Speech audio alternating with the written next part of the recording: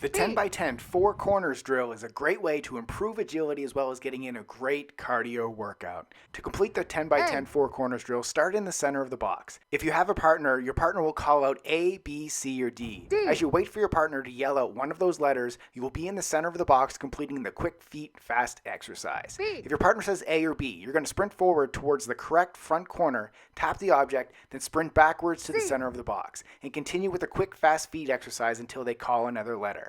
When your partner says C or D, you're going to sprint backwards towards the correct back corner, tap the object, then sprint forwards to the center of the box and continue with the quick fast feet exercise until they call another letter. If you don't have a partner, call out the letters in your head, but just make sure you hit each corner at least once. That way you can be sure you are working on your forward left and right agility and mobility and your backward left and right agility and mobility. Subscribe to get a new exercise video demo every day.